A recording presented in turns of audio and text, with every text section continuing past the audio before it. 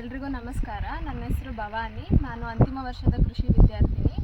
ನಾವು ಕೆಳದಿ ಶಿವಪ್ಪನಾಯಕ ಕೃಷಿ ಮತ್ತು ತೋಟಗಾರಿಕಾ ವಿಶ್ವವಿದ್ಯಾನಿಲಯ ಇರುವಕ್ಕಿಯಿಂದ ಬಂದಿದ್ದೀವಿ. ಇವತ್ತು ನಾವು ಪಾಂಡುರಂಗಪ್ಪ ಅವರ ಜಮೀನಿಗೆ ಬಂದಿದ್ದೀವಿ. ಇದು ಮಲಸಂದ್ರ, ಚಿತ್ರದುರ್ಗ ಜಿಲ್ಲೆ, ಹಿರಿಯೂರು ತಾಲೂಕಲ್ಲಿದೆ. ಇವತ್ತು ಅವ್ರ ಪರಿಚಯ ಮಾಡ್ಕೊಳ್ಳೋಣ ಬನ್ನಿ. ಸರ್, ಇದು 1 ಎಕರೆಯಲ್ಲಿ ಆನಿಯನ್ ಮಾಡಿದ್ದೀನಿ ನಾನು. ನೀರುಳ್ಳಿ ಕನ್ನಡದಲ್ಲಿ, ಇಂಗ್ಲೀಷ್ನಲ್ಲಾದರೆ ಆನಿಯನ್ನು, ಕನ್ನಡದಲ್ಲಾದರೆ ಇನ್ನೇನು ನೀರುಳ್ಳಿ ಅಂತೀವಿ. ಈರುಳ್ಳಿ 1 ಎಕರೆಗೆ 4 ಎಕರೆ ಲ್ಯಾಂಡ್ ನಂದು. 4 ಎಕರೆ ಲ್ಯಾಂಡ್ನಲ್ಲಿ 1.5 ಎಕರೆಗೆ ಹತ್ತಿ ಗಿಡ ಹಾಕೊಂಡಿದ್ದೀವಿ. 1 ಎಕರೆ ನೀರುಳ್ಳಿ ಹಾಕಿರ್ತೀವಿ. 1 ಎಕರೆಗೆ ಮೆಣಸಿನ ಗಿಡ ಹಾಕಿರ್ತೀವಿ. ಯಾವ ವೆರೈಟಿ ಬೆಳೆದಿದ್ದೀವಿ? ಇದು ಯಾವ ವೆರೈಟಿ ಅಂದರೆ ಇದು ಭೀಮಾ ಸೂಪರ್ ಮೇಡಮ್. ಎಲ್ಲಿಂದ ತಂದಿರೋದು? ಇದು ಬೀಜ KVK ಬೊಬ್ಬರ್ ಫಾರಮ್ನಿಂದ ಬೀಜ ಕೊಟ್ಟು ಡೆಮೋಸ್ಟ್ರೇಷನ್ಗೆ ಅವರೇ ಹಾಕ್ಸಿರೋದು. ಎಷ್ಟು ದಿನ ಆಗಿದೆ ಹಾಕಿ? ಇದು ಹಾಕಾಗಲೇ 70 ದಿವಸ ಆಗಿದೆ. ಹಾರ್ವೆಸ್ಟ್ಗೆ ಯಾವಾಗ? ಹಾರ್ವೆಸ್ಟ್ಗೆ ಇನ್ನು 20 ದಿವಸ ಬೇಕು. ಮಾರ್ಕೆಟಿಂಗ್ ಎಲ್ಲ ಇದ್ರದ್ದು? ಮಾರ್ಕೆಟಿಂದ ಇದ್ರದ್ದೆಲ್ಲ ಬೆಂಗಳೂರು APMC ಮಾರ್ಕೆಟು. ಎಷ್ಟು ಇಳುವರಿ ಬರ್ಬೋದು ಇವಾಗ? 1 ಎಕರೆಗೆ 250 ಬ್ಯಾಗ್ ಬರುತ್ತೆ. ಇಳುವರಿ ಜಾಸ್ತಿ ಬರಬೇಕು ಅಂದರೆ 250 ಬ್ಯಾಗ್ ಬರುತ್ತೆ. ಇಲ್ಲ ಸಾಧಾರಣ ಬಂದಿದೆ ಅಂದ್ರೂ 200 ಬ್ಯಾಗ್ ಬರುತ್ತೆ. 200 ಬ್ಯಾಗ್ ಕಂಪಲ್ಸರ 1 ಎಕರೆಗೆ ಬರುತ್ತೆ. ರೇಟ್ ಹೆಂಗಾಗ್ಬೋದು? ರೇಟು ಅವತ್ತಿನ ರೇಟ್ ಏನು ರೇಟ್ ಸಿಗುತ್ತೋ ನೋಡಬೇಕು. ಇವತ್ತೇ ಹೇಳಕ್ಕೆ ಬರೋದಿಲ್ಲ. ಇವತ್ತು ರೇಟು ಏನಿದೆ ಅಂದರೆ 100 ರೂಪಾಯಿಗೆ 5 kg, 25 ರೂಪಾಯಿಗೆ ಸಿಗ್ತಾಯಿ. 25 ರೂಪಾಯಿ kg ಮಾರ್ತಾ ಇದ್ದಾರೆ. ಆದರೆ ನಮಗೆ 25 ರೂಪಾಯಿ kg ಸಿಗಲ್ಲ. ನಮಗೆ ಸಿಗೋದು 10 ರೂಪಾಯಿ 12 ರೂಪಾಯಿ ಸಿಗುತ್ತೆ. ಇವಾಗ ಹೇಳಿದ್ರಲ್ಲ ಭೀಮಾ ಸೂಪರ್ನ 2 ವರ್ಷದಿಂದ ಬೆಳಿತಿದ್ದೀನಿ ಅಂತ. ಅದಕ್ಕೆ ಮುಂಚೆ ಬೇರೆ ವೆರೈಟಿ ಬೆಳಿತಿದ್ರಿ. ಅದಕ್ಕೂ ಇದಕ್ಕೂ ಏನು ಡಿಫ್ರೆನ್ಸ್ ಇದೆ? ಇದು ಭೀಮಾ ಸೂಪರ್ಗಿನ್ನ ಮುಂಚೆ ನಾವೇನು ಬೆಳಿತಿದ್ವಿ ಅಂದರೆ ಅರ್ಕ ಕಲ್ಯಾಣ ಮಾಡ್ತಿದ್ವಿ. ಅರ್ಕ ಕಲ್ಯಾಣ ಪ್ರೇಮ್ ಬರುತ್ತೆ. ಪ್ರೇಮ್ ಬೀಜ, ಅರ್ಕ ಕಲ್ಯಾಣ, ಆಮೇಲೆ ಅದು ರೆಡ್ ಡೈಮಂಡ್ ಬರುತ್ತೆ.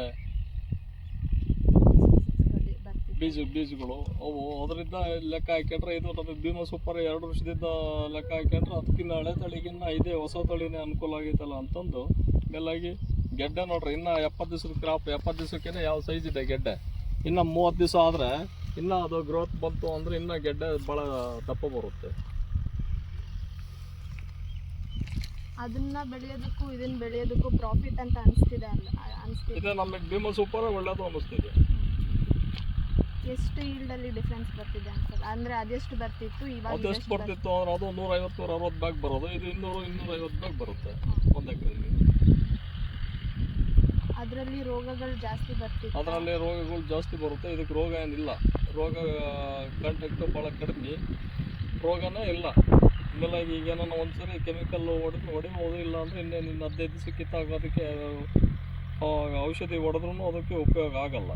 ನೀವು ಯಾವ ರೀತಿ ಬೆಳೆಸ್ತಿದ್ದೀರಾ? ಅಂದರೆ ಫುಲ್ ಆರ್ಗ್ಯಾನಿಕ್ಕಾ ಇಲ್ಲ ಕೆಮಿಕಲ್ಸ್ ಯೂಸ್ ಮಾಡ್ತೀರಾ? ಕೆಮಿಕಲ್ ಕಡಿಮೆ ನಮ್ಮದು. ಕೊಟ್ಟಿಗೆ ಗೊಬ್ಬರ ಇರೋದ್ರಿಂದ ಎಲ್ಲ ಆರ್ಗ್ಯಾನಿಕ್ ವ್ಯವಸಾಯನೇ ನಮ್ಮದು. ಕೆಮಿಕಲ್ಸ್ ಜಾಸ್ತಿ ಯೂಸ್ ಇಲ್ಲ. 1 ಸರಿ 2 ಸರಿ ಗೊಬ್ಬರ ಹಾಕ್ಬೋದು. ಇಲ್ಲ ಅಂದರೆ ಹಾಕಿದ್ರೆ ಹಾಕಲೇ ಇಲ್ಲ. ಯಾಕೆಂದರೆ ನಾವು ಜಾಸ್ತಿ ಕೊಟ್ಟಿಗೆ ಗೊಬ್ಬರನೇ ಇದೆ ನಮ್ಮದು. ಎತ್ತಿದ್ದಾವೆ, ಎಮ್ಮೆ ಇದ್ದಾವೆ. ಸರ್, ಈ ಗಿಡಗಳು ಯಾಕೆ ಹಿಂಗಾಗಿದೆ? ಇದು ಹುಳ ಟಚ್ ಆಗಿದೆ. ಇದು ಟ್ರಿಪ್ಸು. ಇದು ಬೆಳೆದೈತಲ್ಲ, ಬೆಳೆದಿರೋದ್ರಲ್ಲ ಇದು ಏರೋದ್ರಿಂದ ಎಲ್ಲ ಇದೆಲ್ಲ ಪೂರ್ತಿ ಹುಳ ತಿಂದಿರೋದು. ಟ್ರಿಪ್ಸ್ ಇದು ಚೆನ್ನಾಗಿರೋದು. ಇದಕ್ಕೆ ರೋಗ ಇಲ್ಲ ನೋಡ್ರಿ. ಇದು ರೋಗ ಇಲ್ಲ. ಇದು ರೋಗ ಇರೋದು. ಇದು ರೋಗ ಇರೋದು ನಿರೋಧಕ ಶಕ್ತಿ ಕಳ್ಕೊಂಬಿಟ್ಟಿದೆ. ಟೆಂಪರ್ ಎಲ್ಲ ಇದು ಕಳ್ಕೊಂಬಿಟ್ಟಿದೆ.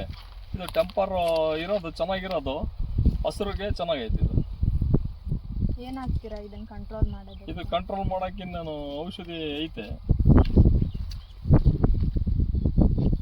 N45 ಹೊಡಿತೀವಿ. ಇಲ್ಲಾಂದರೆ N45 ಜೊತೆಗೆ ತ್ರಿಪ್ಸ್ಗೆ, ಮೈಟ್ಸ್ಗೆ ಒಂದು ಕೆಮಿಕಲ್ ಹೊಡಿತೀವಿ, ತ್ರಿಪ್ಸ್ಗೆ ಒಂದು ಹೊಡಿತೀವಿ. N45 ಹೊಡಿತೀವಿ, ಸಾಪ್ ಹೊಡಿತೀವಿ. ಅಂಕಲ್, ಈಗ ಮಧ್ಯದಲ್ಲಿ ಬೇರೆ ಮೆಣಸಿನ್ಕಾಯಿ ಹಾಕಿದ್ದೀರಾ? ಮೆಣಸಿನ ಗಿಡ ಮಧ್ಯದಲ್ಲಿ ಮೆಣಸಿನ ಗಿಡ ಹಾಕಿರೋದೇನು ಅಂದರೆ ಆನಿಯನ್ ನೀರುಳ್ಳಿ ಕಿತ್ಕೊಂಡ್ಬಿಟ್ಟು ಮೆಣಸಿನ ಗಿಡ ಬಿಡ್ತೀವಿ. ಅದೊಂದು ಕ್ರಾಪ್ ನಮಗೆ ಬೆಳೆ ಬರುತ್ತೆ. ಒಂದು ಕ್ರಾಪ್ ನೀರುಳ್ಳಿ ಹೋದ ತಕ್ಷಣ ಇದು ಮೆಣಸಿನ ಗಿಡ ಇದೆಯಲ್ಲ, ಅದು ಮೆಣಸಿನ ಗಿಡ ನೀರುಳ್ಳಿ ಕಿತ್ತ ಮೇಲೆ ಅದು 3 ತಿಂಗಳಿಗೆ ನಮಗೆ ಅದೊಂದು ಕ್ರಾಪ್ ಬರುತ್ತೆ. 2 ಕ್ರಾಪು ಇರಬೇಕು ಒಂದು ಹೊಲದಲ್ಲಿ. ಒಂದೇ ಕ್ರಾಪ್ ಆದರೆ ನಮಗೆ ಲಾಸ್ ಆಗುತ್ತೆ. ಈರುಳ್ಳಿ ಆದ್ಮೇಲೆ ಮೆಣಸಿನ ಗಿಡ, ಈರುಳ್ಳಿ ಆದಮೇಲೆ ಪರ್ಮನೆಂಟಾಗಿ ಮೆಣಸಿನ ಗಿಡ ಬಿಟ್ಬಿಡ್ತೀವಿ. ಬೇರೆ ಏನಾದರೂ? ಅದು ಬೇರೆ ಇಲ್ಲ. ಅದು 4-6 ತಿಂಗಳು ಆಗುತ್ತೆ. ಮೆಣಸಿನ ಗಿಡ ಹಾರ್ವೆಸ್ಟ್ ಮಾಡೋ ಅಷ್ಟೊತ್ತಿಗೆ 6 ತಿಂಗಳು ಬೇಕು. ಅದಾದ್ಮೇಲೆ ಮತ್ತೆ ಈರುಳ್ಳಿನೇ ಹಾಕ್ತೀವಿ. ಮತ್ತೆ ನೆಕ್ಸ್ಟ್ ನೀರುಳ್ಳಿ ಹಾಕಲ್ಲ, ಅದಕ್ಕೆ ನೀರುಳ್ಳಿ ಹಾಕಿರೋದಕ್ಕೆ ಬೇರೆ ಹಾಕ್ತೀವಿ, ಗಡ್ಡೆ ಹಾಕ್ತೀವಿ, ಇಲ್ಲಾಂದ್ರೆ ಹತ್ತಿ ಹಾಕ್ತೀವಿ. ಮತ್ತೆ ಈರುಳ್ಳಿ ಹಾಕೋಕೆ ಎಷ್ಟು ವರ್ಷ ತಗೊಂತೀವಿ? ಅದ್ರ ಭೂಮಿ ವಾತಾವರಣ ಚೇಂಜ್ ಮಾಡ್ತೀವಿ. ಇದಕ್ಕೇನೆ ತಿರ್ಗಾ ನೀರುಳ್ಳಿ ಹಾಕಿದ್ರೆ ರೋಗ ಜಾಸ್ತಿ ಬರುತ್ತೆ. ನೀರುಳ್ಳಿ ಹಾಕಿರೋದಕ್ಕೆ ನೀರುಳ್ಳಿ ಹಾಕಿದ್ರೆ ರೋಗ ಜಾಸ್ತಿ ಆಗುತ್ತೆ. ಅದನ್ನ ಬೇರೆ ಕ್ರಾಪ್ ಮಾಡ್ಬಿಟ್ಟು ನೆಕ್ಸ್ಟ್ ವರ್ಷಕ್ಕೆ ಇನ್ನೊಂದ್ಸರಿ ಅದಕ್ಕೆ ನೀರುಳ್ಳಿ ಇದನ್ನ ಬೇರೆ ಯಾರಾದರೂ ಫಾರ್ಮರ್ಸ್ ಕೇಳಿದ್ರೆ ನೀವು ಅವ್ರಿಗೆ ಸೀಡ್ ಪ್ರೊಡಕ್ಷನ್ ಮಾಡಿಕೊಡ್ತಿದ್ದೀರಾ? ಸೀಡ್ ಪ್ರೊಡಕ್ಷನ್ ನಾವು ವರ್ಷ ಮಾಡ್ತೀವಲ್ಲ, ವರ್ಷ ಮಾಡಿದಾಗ ನಾವು ಹಾಕ್ಬೇಕಾದ್ರೆ ಒಂದ್ಸರಿ ಪಡಪರ ನೀವು ಮೆಣಸಿ ಇದನ್ನ ಯಾವುದೋ ನೀರುಳ್ಳಿ ಬೀಜ ಮಾಡಿದ್ರಲ್ಲ ಅದು ನಮಗೆ ಕೊಟ್ರಿ ಅಂತಾರೆ. ಆಗ ನಾವು ಅವ್ರಿಗೆ ಕೊಡ್ತೀವಿ. ಯಾವ ರೀತಿ ಮಾಡ್ತೀರಾ? ಯಾವ ರೀತಿ ಮಾಡ್ತೀರಾ ಅಂದರೆ, ಇದು 45ರಿಂದ 50 ಗ್ರಾಮ್ ಗೆಡ್ಡೆನ ಕೊಯ್ದುಬಿಟ್ಟು ಅದನ್ನು ಕ್ರಾಸ್ ಮಾಡಿಬಿಟ್ಟು ಭೂಮಿಗೆ ಊರ್ಬಿಟ್ಟು ಅದಕ್ಕೆ 1 ಗಂಟೆ ನೆನೆಸ್ತೀವಿ. ಬ್ರೈಟ್ಯಾಕ್ಸ್ ಹಾಕ್ಬಿಟ್ಟು ಅದನ್ನ ಗೆಡ್ಡೆ ಪೂರ್ತಿ ನೆನೆಸ್ಬಿಟ್ಟು ರೋಗ ಬರಬಾರ್ದು. ಅದು ಕೊಯ್ದ್ರೆ ಕಲ್ಮೆ ಇರುತ್ತಲ್ಲ, ಕಲ್ಮೆ ಎಲ್ಲ ಹೋಗಲಿ ಅಂತಂದು ಬ್ರೈಟ್ಯಾಕ್ಸ್ ಹಾಕಿ ನೆನೆಸ್ಬಿಟ್ಟು ಅದನ್ನು ಭೂಮಿಗೆ ಹಾಕ್ಬಿಟ್ಟು ಈರುಳ್ಳಿ 3 ತಿಂಗಳಾದ್ಮೇಲೆ ಜೇನು ಎಲ್ಲ ಮಗ್ಗು ಬರುತ್ತೆ. ಅದು ಮಗ್ಗು ಬಂದಾಗ ಒಂದು ಜೇನು ಪೆಟ್ಟಿಗೆ ತಂದಿಡ್ತೀವಿ. ಜೇನು ಪೆಟ್ಟಿಗೆ ತಂದಿಕ್ಕಿದಾಗ ಅದು ಪರಾಗಸ್ಪರ್ಶ ಮಾಡುತ್ತೆ. ಜೇನು ಹೂವನ್ನ ದುಂಬಿ ಎಲ್ಲ ಹೂವು ತಿನ್ನುತ್ತಲ್ಲ, ಅವಾಗ ನಮಗೆ ಹೂವು ಬೀಜ ಉತ್ಪತ್ತಿಯಾಗಿ ಚೆನ್ನಾಗಿ ಬರುತ್ತೆ. ಸರ್, ಇವಾಗ ಬೀಜ ಮಾರ್ತೀವಿ ಅಂತ ಹೇಳಿದ್ರಲ್ಲ, ಅದು ಎಷ್ಟು kg ಬರುತ್ತೆ ಮತ್ತು ಎಷ್ಟು ರೂಪಾಯಿಗೆ ಮಾರ್ತೀರಾ ಅಂತ? ಅದು 10 ಗುಂಟೆ ಜಮೀನು ಅಂದರೆ 1/4 ಎಕರೆಗೆ ಒಂದು 25 ಪ್ಯಾಕೆಟ್ ಗೆಡ್ಡೆ ಊರ್ಬಿಡ್ತೀವಿ. 25 ಪ್ಯಾಕೆಟ್ ಗೆಡ್ಡೆ ಊರ್ಬಿಟ್ಟು ಅದ್ರಾಗೆ 1.5 ಕ್ವಿಂಟಲ್ಲು 1.5 ಕ್ವಿಂಟಲ್ 1.25 ಕ್ವಿಂಟಲ್ಲು ಈರುಳ್ಳಿ ಬೀಜ ಬರುತ್ತೆ ನಮಗೆ. ಅದನ್ನು ನಾವು ರೈತರಿಗೆ 1,500 ಅಂತ ಕೊಡ್ತೀವಿ. ನಮಸ್ಕಾರ ಎಲ್ಲರಿಗೂ. ನನ್ನ ಹೆಸರು ವೈಷ್ಣವಿ ಟಿವಿ. ಅಗ್ರಿ ಅಂತಿಮ ವರ್ಷದಲ್ಲಿ ಓದ್ತಾ ಇದ್ದೀನಿ. ನಾವಿವತ್ತು ಚಿತ್ರದುರ್ಗ ಜಿಲ್ಲೆ ಹಿರಿಯೂರು ತಾಲೂಕು ಮಾಯಸಂದ್ರ ಗ್ರಾಮದಲ್ಲಿರೋ ಪಾಂಡುರಂಗರಪ್ಪ ಅವ್ರ ತೋಟಕ್ಕೆ ಬಂದಿದ್ದೀವಿ. ಅವರಿಲ್ಲಿ ಕಾಟನ್ನು ಮತ್ತು ಆನಿಯನ್ನು ಮತ್ತು ಶೇಂಗಾ ಅದೆಲ್ಲ ಬೆಳೆದಿದ್ದಾರೆ. ಅವ್ರು ಇವಾಗ ನಮಗೆ ಕಾಟನ್ ಬಗ್ಗೆ ಹೇಳ್ತಾರೆ. ಸರ್, ಕಾಟನ್ ನೀವು ಎಷ್ಟು ಎಕರೆಯಲ್ಲಿ ಬೆಳೆದಿದ್ದೀರಾ ಮತ್ತು ಅದನ್ನು ಎಲ್ಲಿಂದ ಸೀಡ್ಸ್ ತೊಗೊಂಬಂದಿದ್ದು ಮತ್ತು ಯಾವ್ಯಾವ ವೆರೈಟೀಸ್ ಹಾಕಿದ್ದೀರಾ? ಮೇಡಮ್, ಇದು ಸೀಡು ಅದು ಪುಲಿ ಅಂತಂದು DCH ವೆರೈಟಿ. ನಮಗೆ ಇದು 1 ಎಕರೆಗೆ 12ರಿಂದ 14 ಕ್ವಿಂಟಲ್ ಇಳುವರಿ ಬರುತ್ತೆ. ಕಾಯಿ ಸೈಜ್ ಇರುತ್ತೆ.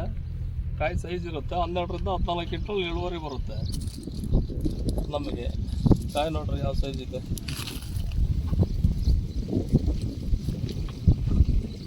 DCH variety. RCH ಅಂದರೆ ದಪ್ಪಕಾಯಿ ಬರುತ್ತೆ. ಇದು RCH ಅಲ್ಲ, DCH. 1 ಎಕರೆ ನಮ್ಗೆ 12 ಕ್ವಿಂಟಲ್ ಇಳುವರಿ ಬರುತ್ತೆ.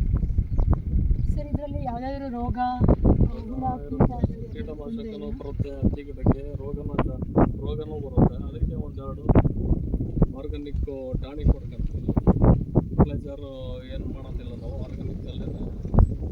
ಸರ್, ನೀವೀಗ ಹೇಳಿದ್ರಿ ನಾವು ಜಾಸ್ತಿ ಆರ್ಗ್ಯಾನಿಕಲ್ಲೇ ಬೆಳಿತೀವಿ, ಕೆಮಿಕಲ್ಸ್ ಯೂಸ್ ಮಾಡಲ್ಲ ಅಂತ. ಹೌದು ಮೇಡಮ್.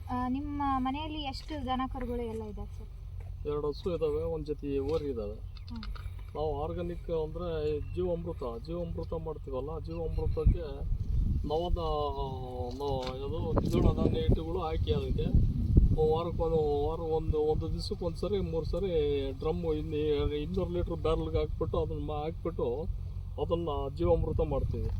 ದ್ವಿದಳ ಧಾನ್ಯಗಳು ಹಿಟ್ಟಾಗಬೇಕು. ದ್ವಿದಳ ಧಾನ್ಯ ಹಿಟ್ಟು ಅಂದರೆ ಕಡಲೆ, ಉಳ್ಳಿ ಹಿಟ್ಟು, ಇದು ಯಾವುದೋ ತೊಗರಿ ಹಿಟ್ಟು, ಅವು 5 kg 1 kg 2 kg ಬೆಲ್ಲ ಹಾಕ್ಬಿಟ್ಟು ಮಾಡ್ತೀವಿ.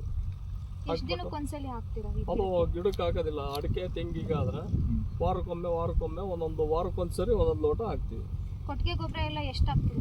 ಕೊಟ್ಟಿಗೆ ಗೊಬ್ಬರ ನಾವು ಲೋಡ್ ಗಟ್ಟಲೆ ಹೊಡಿತೀವಿ. 1 ಎಕರೆಗೆ 4 ಲೋಡು ಕೊಟ್ಟಿಗೆ ಗೊಬ್ಬರ ಹೊಡಿತೀವಿ.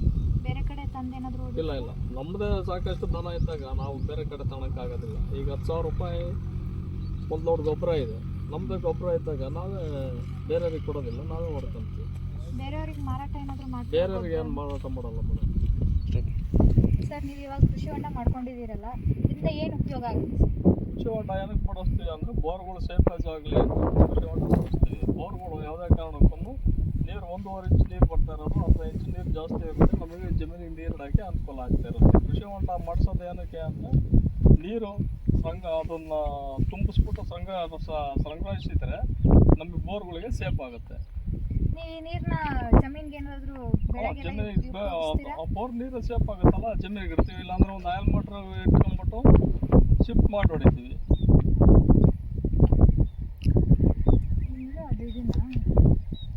ನೋಡಿ, ಇವರು ಈ ಕೃಷಿ ಹೊಂಡ ಮಾಡ್ಕೊಂಡಿರೋದ್ರಿಂದ ಇದು ಜಮೀನಿನ ಪಕ್ಕದಲ್ಲೇ ಬೋರ್ ಬೋರ್ವೆಲ್ ಇದೆ, ಅದು ಬೇಸಿಗೆಯಲ್ಲಿ ಬರ್ತದಿಲ್ಲ. ಕೃಷಿ ವಿದ್ಯಾರ್ಥಿನಿ ಆಗಿರೋದ್ರಿಂದ ನಾವು ರೈತರಿಗೆ ಏನು ಸಜೆಸ್ಟ್ ಮಾಡ್ತೀವಿ ಅಂತ ಅಂದರೆ, ತಮ್ಮ ಜಮೀನಲ್ಲಿ ಯಾವುದಾದ್ರೂ ಒಂದು ಮೂಲೆಯಲ್ಲಾದರೂ ಆಯಿತು ಕೃಷಿ ಹೊಂಡನ ಮಾಡ್ಕೋಬೇಕು. ಯಾಕಂದರೆ ಅದು ಮಳೆಗಾಲದಲ್ಲಿ ನಿಂತಿರೋ ನೀರು ಇನ್ಫಿಲ್ಟ್ರೇಷನ್ ಆಗಿ ಬೋರು ರೀಚಾರ್ಜ್ ಆಗುತ್ತೆ. ಅದರಿಂದ ಅದು ಬೋರ್ ಬತ್ತೋದಿಲ್ಲ ಮುಂದೆ ಯಾವಾಗಲೂ. ಮತ್ತೆ ಕೃಷಿ ಪದ್ಧತಿಯನ್ನು ಅನುಸರಿಸ್ಕೊಂಡಿದ್ದೀರಲ್ಲ, ನಿಮ್ಗೆ ಯಾವುದಾದ್ರೂ ಪ್ರಶಸ್ತಿ ಬಂದಿದೆಯಾ? ಬಂದಿದೆ ಮೇಡಮ್. ಯಾವುದರಲ್ಲಿ ಬಂದಿದೆ ಅಂದರೆ ಮಣ್ಣು ನೀರು ಪರೀಕ್ಷೆ ಮಾಡಿಸಿ ಉತ್ತಮವಾಗಿ ಬೆಳೆ ಬೆಳೆದು ಕೊಟ್ಟವಲ್ಲ, ಅದರಿಂದ ಒಂದು ಪ್ರಶಸ್ತಿ ಕೊಟ್ಟಿದ್ದಾರೆ. ನನ್ನ ಮೊಬೈಲ್ನಲ್ಲೇ ಇದೆ, ತೋರಿಸ್ತೀನಿ. ರಾಗಿ 1 ಎಕರೆ ರಾಗಿಗೆ 18 ಕ್ವಿಂಟಲ್ ರಾಗಿ ಬೆಳೆದಿದ್ದೆ, ಅದರಲ್ಲೂ ಒಂದು ಸಿಕ್ಕಿದೆ. ಸರ್, ಸಾಮಾನ್ಯವಾಗಿ ರೈತರಲ್ಲಿ ಏನು ಮಾಡ್ತಾರೆ ಅಂದರೆ, ಇರೋ 4 ಎಕರೆದಲ್ಲಿ ಇವಾಗ 4 ಎಕರೆ ಇದೆ ಅಂತ ಅಂದ್ಬಿಟ್ಟು ಒಂದೇ ಬೆಳೆಗಳನ್ನ ಬೆಳೆದ್ಬಿಡ್ತಾರೆ. ಒಂದೇ ಬೆಳೆ ಬೆಳೆದ್ಬಿಟ್ಟು ನನಗೆ ಎಲ್ಲ ಲಾಸ್ ಆಯ್ತಪ್ಪ ಅಂತಂದು ಆತ್ಮಹತ್ಯೆ ಮಾಡ್ಕೊಳಕ್ಕೆ ಅವನು ರೆಡಿಯಾಗಿರ್ತಾನೆ. ಯಾಕೆ ಅಂದರೆ ಹಾಕಿರ್ತಾನೆ 2.5 ಲಕ್ಷ ರೂಪಾಯಿ ಲಾಸ್ ಆಗಿರುತ್ತೆ ಅವನಿಗೆ ಬೇರೆ ರೀತಿನೇ ಇರಲ್ಲ. ನಾವೇನು ಮಾಡ್ತೀವಿ ಅಂದರೆ 4 ಎಕರೆಗೆ 4 ಬೆಳೆ ಇಟ್ಟಿರ್ತೀವಿ. ಒಂದು ಬೆಳೆ ಪಾಸ್ ಆದರೂ ಇನ್ನೊಂದು ಬೆಳೆ ಆದ್ರೂ ಕೈಗೆ ಸಿಗುತ್ತೆ ನಮಗೆ. ಹಾಗಾಗಿ ನಾವು ಯಾವತ್ತೂ 3 ಬೆಳೆ 4 ಬೆಳೆ 5 ಕ್ರಾಪ್ ಮಾಡಬೇಕು. 4-5 ಕ್ರಾಪ್ ಮಾಡಿದ್ರೆ ನಮಗೆ ಒಂದು ಬೆಳೆ ಕೈ ಕೊಟ್ಟರು ಇನ್ನೊಂದು ಬೆಳೆ ಆದರೂ ಎತ್ಕೊಂಡ್ಬರುತ್ತೆ. ಈಗ ನೀರುಳ್ಳಿ ಮಾಡಿದ್ವಿ, ನೀರುಳ್ಳಿ ಏನಾದ್ರು ಲಾಸ್ ಆಯಿತು ಅಂದ್ರೆ ಹತ್ತಿ ಆದ್ರೂ ರೇಟ್ ಸಿಗುತ್ತೆ ನಮಗೆ. ಹತ್ತಿ ರೇಟ್ ಸಿಗಲಿಲ್ಲ ಅಂದ್ರೆ ನೀರುಳ್ಳಿಗಾದ್ರೂ ರೇಟ್ ಸಿಗುತ್ತೆ. ಒಂದು ವರ್ಷ ನೀರುಳ್ಳಿ ರೇಟ್ ಆಗುತ್ತೆ, ಒಂದು ವರ್ಷ ನೀರುಳ್ಳಿ ರೇಟ್ ಆಗಲ್ಲ, ಹತ್ತಿ ರೇಟ್ ಆಗುತ್ತೆ. ಆ ಥರ ಒಂದ್ರಾಗಲ್ಲ ಅಂದ್ರೆ ಒಂದ್ರಾಗಾದ್ರೂ 10 ಪೈಸೆ, ಒಂದು 10 ಕಾಸು ಸಂಪಾದನೆ ರೈತನಿಗೆ ಸಿಗಬೇಕು. ಒಂದು ಎಕರೆಗೆ ನಮಗೆ 10 ಕ್ವಿಂಟಲ್ ಹತ್ತಿ ಆಗುತ್ತೆ. 10 ಕ್ವಿಂಟಲ್ ಹತ್ತಿ ಆಯಿತು ಅಂದರೆ 9,000 ರೂಪಾಯಿ ರೇಟ್ ಕಟ್ಟಿ ಅಂದ್ರೆ 90,000 ರೂಪಾಯಿ ಪ್ರಾಫಿಟ್ ಇದೆ. 1 ಎಕರೆಗೆ ನೀರುಳ್ಳಿ ಹಾಕಿರ್ತೀವಿ. 1 ಎಕರೆಗೆ ನೀರುಳ್ಳಿಗೆ 700 ರೂಪಾಯಿ ಒಂದು ಬ್ಯಾಗಿಗೆ ರೇಟ್ ಆಯಿತು ಅಂದ್ರೂ 70,000 ರೂಪಾಯಿ ಸಿಗುತ್ತೆ ನೋಡ್ರಿ. 100 ಬ್ಯಾಗಿಗೆ. ಇವಾಗ ನೀವು ಬೇರೆ ಬೇರೆ ಬೆಳೆ ಬೆಳೀತಾರಿಂದ ಬರೀ ನಿಮಗೆ ಅದೇ ಇದು ಏನದು ಇಳುವರಿ ಅಷ್ಟೇ ಅಲ್ಲದೆ ಮಣ್ಣಿನ ಫಲವತ್ತತೆನೂ ಕೂಡ ಜಾಸ್ತಿ ಆಗ್ತದೆ. ಹೌದೌದು. ಹಾಗೆ ನೀವು ಈ ಎಲ್ಲ 4 ಎಕರೆ ಹೊಲದಿಂದ ವರ್ಷಕ್ಕೆ ಎಷ್ಟು ಆದಾಯ ತಗೊತಿದ್ದೀರಾ? ಒಂದು 2.5 ಲಕ್ಷ ರೂಪಾಯಿ. 2.5 ಲಕ್ಷ ರೂಪಾಯಿ. 2.5 ಲಕ್ಷ ರೂಪಾಯಿ ಒಂದು ವರ್ಷ ಬರ್ಬೋದು, ಒಂದು ವರ್ಷ ಎಲ್ಲ ಲಾಸ್ ಆಗ್ಬೋದು. ಅಂದರೆ ಅದು ಮಳೆ ಮೇಲೆ ಹೌದು ಡಿಪೆಂಡ್ ಆಗುತ್ತೆ. ಮಳೆ ನೀರು ಮೇಲೆ ಡಿಪೆಂಡ್ ಆಗುತ್ತೆ.